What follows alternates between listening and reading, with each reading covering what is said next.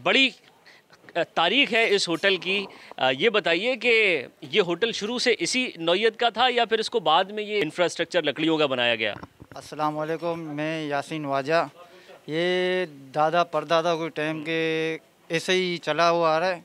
अभी थोड़ा मरम्मत हुआ है, लेकिन 168 साल पुराना होटल है ना। 1865 का मैं देख रहा था, एक जगह वो लगा हुआ था कि 1865 की तख्ती लगी हुई दिखी।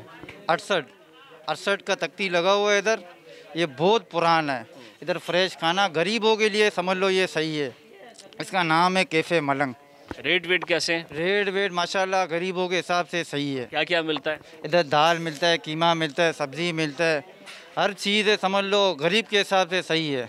तो यहाँ पर कैसे खाना लाया जाता है? कैसे आटा, चीनी, दालें, ये सब कश्तियों के ज़रिए आता होगा ज़ाहिर है? कश्तियों के ज़रिए आता है सारा।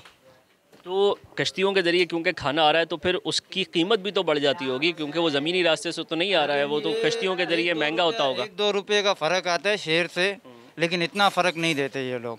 इधर हर चीज़ मिलता है माशाल्लाह खाने के हिसाब से, गरीबों के हिसाब से सही है। इधर लांचों वाले भी लेते हैं, इधर मकामी जो बंदे जो रहते हैं ना वो भी लेते हैं इधर खाने के लिए। माशाल्लाह रोटियां भी अच्छा है, खाना भी अच्छा है। चलें जी, ये 160 साल से ज़ायद पुराने होटल की तारीफ़ें तो बहुत सुन ली हैं, यहाँ की चाय पी कर देखते हैं, खाना खा कर देखते हैं कैसा है। गडानी में जो स्पेशल डिश है वो मछली की है और मछली जो है इस वक्त फ्राई हो रही है। इस वक्त देख सकते हैं, अगर कैमरामैन दिखा सके तो यहाँ पर स्पेशल डिश जिसकी हम बात कर रहे थे आजकल गडानी में जो है वो काफ़ी मशहूर है, वो है यहाँ फ़िश फ्राई है जो कि गर्म तेल में इस वक्त पक रही है। और इसके साथ साथ मैं आपको बता चलूँ कि ये खाने में काफ़ी लजीज बताई जा रही है, मसालेदार काफ़ी। और इसके साथ साथ जो है वो नान है और नान के साथ जो है वो फ़िश जो है वो सर्व की जा रही है। इसको टेस्ट करके देखते हैं कि एक ऐसी डिश है और इसमें क्या लवाजमात जो है वो यहाँ पर मिक्स किए जाते हैं। तो मछली जो है वो हमारे सामने मौजूद है, रोटी है, और देखते हैं इसको टेस्ट करते हैं कि किस तरीके से बनाई गई है। और यहाँ पर जो माहीगीर हैं वो इन्हें पकड़ के यहाँ पर जो है लाते हैं और इसको टेस्ट करके देखते हैं। लेकिन यहाँ पर काबिल ज़िक्र हमारी बात यह है कि ये जो चीज़ें यहाँ पर पकाई जा रही हैं या बनाई जा रही हैं वो गैस सिलेंडर या लकड़ियों के ज़रिए बनाई जा रही है। यहाँ पर सुई सदन गैस कंपनी की जानिब से कोई भी गैस की सहूलत जो है वो यहाँ पर मौजूद नहीं है। गैस सिलेंडर्स का इस्तेमाल किया जा रहा है। अगर मेरा कैमरामैन आपको दिखाए, यहाँ पर इस वक्त मछली इस वक्त फ्राई भी हो रही है और हमारे पास रखी हुई भी है। ये गैस सिलेंडर जो है वो इस्तेमाल किए जा रहे हैं। सुई सदर्न गैस कंपनी की जानिब से कोई गैस की फराहमी यहाँ पर मौजूद नहीं है। यहाँ पर पकाने का जो इंतज़ाम है वो या तो लकड़ियों के ऊपर है या गैस सिलेंडर्स के ऊपर मुनहसर है।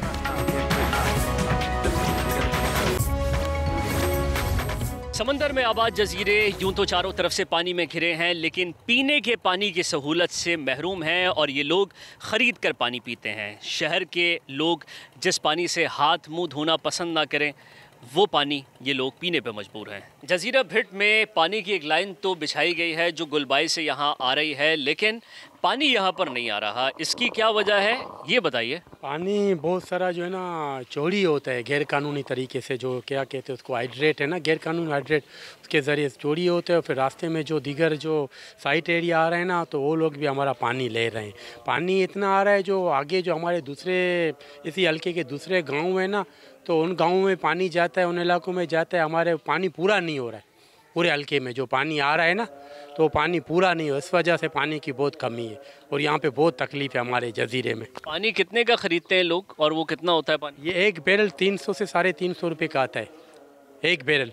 यानी उसमें कितना पानी होता है? के अंदर तकरीबन 70 गैलन, 200 लीटर से मतलब 70 से 80।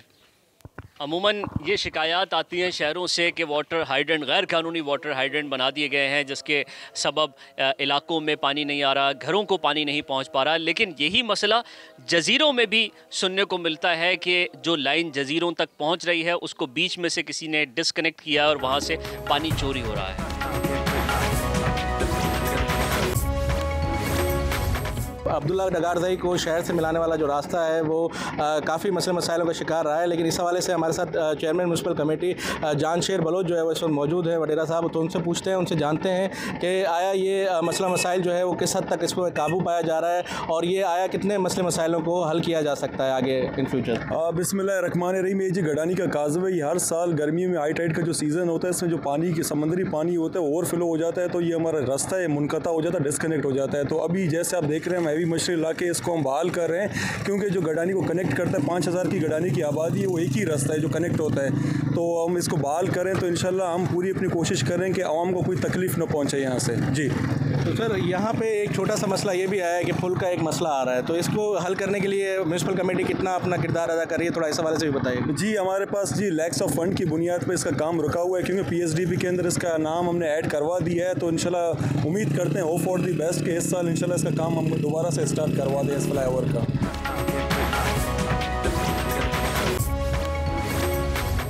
जज़ीरा भिट का ये वो मुकाम है जहाँ पर न्याज होती है और लोगों की शादियाँ होती हैं। यहाँ पर कुछ लोग यहाँ पर मौजूद हैं।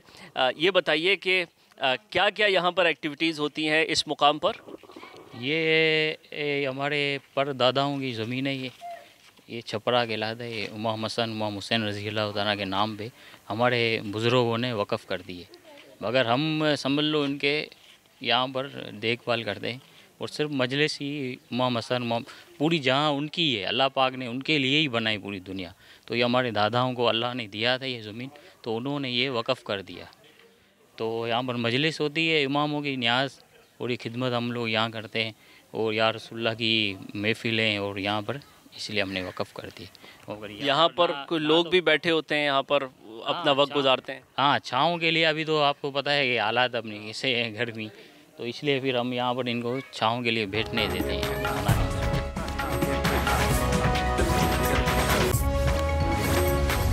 हम बाबा आइलैंड पहुंच चुके हैं और बच्चे यहाँ पर नहा रहे हैं। कहा जाता है कि इन जजीरों के बच्चों को पहली चीज़ कलमा सिखाई जाती है और दूसरी चीज़ तैराकी सिखाई जाती है। इनसे बात करते हैं। क्या नाम है आपका?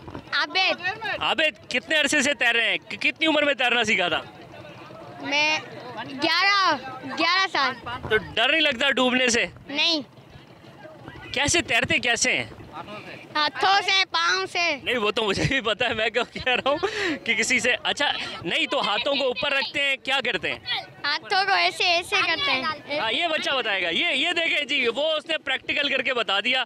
वो देखें जी, ये जजीरे के बच्चे हैं जो प्रैक्टिकल करके आपको बता रहे हैं कि कैसे तैरते हैं। आप आए। वो देखें जी, वो देखें, ऐसे तैरते हैं जी, बता रहे हैं कि ऐसे तैरते हैं, छपाक करके। ये बच्चे एक के बाद एक। बेटा आप बताइए, आपको भी आता है तैरना? थोड़ा थोड़ा सीख रही हूँ। अच्छा, कितने साल की आप? 10 साल की। तो अभी कब से आप यहाँ पर आई हुई हैं? आधा घंटा हुआ यहाँ पे आई हूँ मैं। अच्छा, पप्पा के साथ हैं? पप्पा कहाँ हैं आपके? अच्छा, वो रहे जी पप्पा, और ये रही ये बच्ची। इसी तरह जो बच्चे हैं सभी तैराकी कर रहे हैं। ये बाबा आइलैंड के इब्तदाई मनाजिर हैं जो हमने आपको दिखाए हैं। आइए आगे चलते हैं और मज़ीद देखते हैं कि बाबा आइलैंड कैसा है, वहाँ के लोग कैसे ज़िंदगी गुजारते हैं।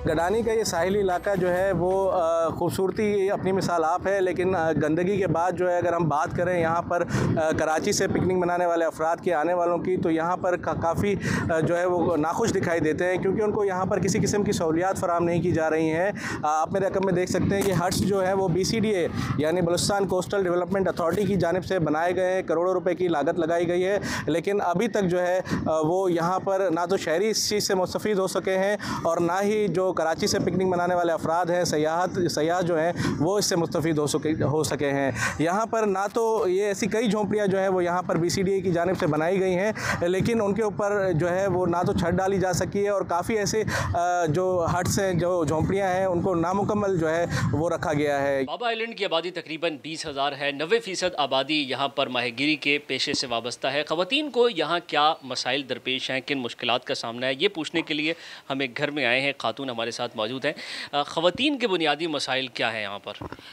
ख़वातीन के बुनियादी मसाइल तो बहुत सारे हैं। एक तो डिलीवरी का मसला है, हाई ब्लड प्रेशर, और औरतों को काफ़ी बीमारियाँ हो जाती है तो उनका कोई इलाज यहाँ पर नहीं होता है। यहाँ पर सब माहिर है और उनका इतना काम धंधा होता नहीं है जो इतना ख़र्चा मतलब वहाँ शेर तलक कर सके ना, तो इसीलिए वो औरतें बेचारी बहुत परेशान होती है। इम्यून की कमी, खून की कमी भी बहुत ज़्यादा होती है उन लोगों में। अब जैसे हमारे इलाके में जैसे एक मिसाल के तौर पर एक जनरली मतलब बात है कि एक डिलीवरी के लिए हमें यहाँ से लेकर जाना पड़ता है, तो हमें एक लांचों का मसला होता है, लांचें हमें मिलती नहीं है। और ऊपर से यहाँ पर काफ़ी ऐसे हुआ है मसला कि रास्ते में ही डिलीवरियाँ हो जाती है और उनको काफ़ी मतलब मुश्किलात मतलब दरपेश आती है। अब बेचारी वो क्या करे, अब उनका भी काफ़ी हद तक उनकी परेशानियाँ मसले सारे कुछ होते हैं। अब हम लोग सोच रहे हैं यहाँ पर हमारे इलाके में कोई ऐसा हॉस्पिटल हो जाए जो 24 आवर हो और उसमें डॉक्टर लेडी डॉक्टर आए जो उन ख़वातीनों का इलाज कर सके, उनकी बीमारियों के मसाइलों को जान सके। तो ये हमारे इलाके में ये चीज़ें नहीं है। स्कूल भी है, वो भी गवर्नमेंट का है, माशाल्लाह बच्चे जाते हैं पढ़ते हैं और काफ़ी हद तक बच्चियों ने भी मतलब मैट्रिक इंटर तलक भी कर लिया है। अब उन बच्चियों का भी कोई मुस्तकबिल नहीं है। हम लोग चाह रहे हैं उन बच्चियों को भी मतलब काम कोई ऐसा मतलब सहूलत दी जाए ताकि अपना रोज़गार वो कमा सके। और हमारे यहाँ ऐसी औरतें हैं जो बस घरों में बैठी रहती है, घरों का काम करती है और मजबूरी के तौर पर क्या करे। ये सारे मसले हैं हमारे। अच्छा ये बताएं कि ख़वातीन आप बता रही हैं कि तालीम हासिल करती हैं, वो सब यहाँ जो स्कूल्स बने हुए हैं वो तो गालिबन NGOs ही चलाती हैं। जी जी NGOs चलाती है, क्योंकि यहाँ पर जो एक नेवी का इदारा है उनके मतलब आते हैं और एक प्राइवेट स्कूल नहीं प्राइवेट स्कूल तो यहाँ पर नहीं है, गवर्नमेंट में स्कूल में जो ऊपर से शहर से टीचरें आती है। हमारे यहाँ पर इतनी लड़कियाँ होकर भी उनको काम नहीं मिल रहा है, न गवर्नमेंट की कोई ऐसी सहूलत दी जा रही है। अभी हमारे इलाके में 2-3 ऐसी बच्चियाँ हैं जो LHV का कोर्स कर चुकी है, अब उनको हॉस्पिटल में नौकरियां नहीं मिल रही है, उनको जॉब का मसला भी चल रहा है। अब वो बच्चियां भी क्या करें, आप बताएं हमें। मगर हम लोग तो चाह रहे हैं कि इनको ऐसे मतलब काम मिले ताकि जैसे मिसाल के तौर पर मैं लेडी हेल्थ वर्कर हूँ, अपने घर में अपने इलाके में फील्ड में आना जाना काम करना वैक्सीन करना, बच्चों को टीके भी मैं लगाती हूँ, यहाँ पर डॉक्टर वगैरह आते हैं और उनके साथ भी मैं मिलकर काम करती हूँ। इस एक ही जजीरे में या फिर आप दीगर जजायर में भी जाती हैं, वहाँ पर भी यही काम करती हैं, टीके लगाती हैं बच्चों को? नहीं, मैं अपने बाबा आइलैंड में भी होती हूँ और बिट आइलैंड में भी होती हूँ, दोनों जगह होती हूँ मैं। आपके अलावा और भी हेल्थ वर्कर्स हैं यहाँ पर? हाँ, हमारी 2 और हैं, 3 हम लोग हैं।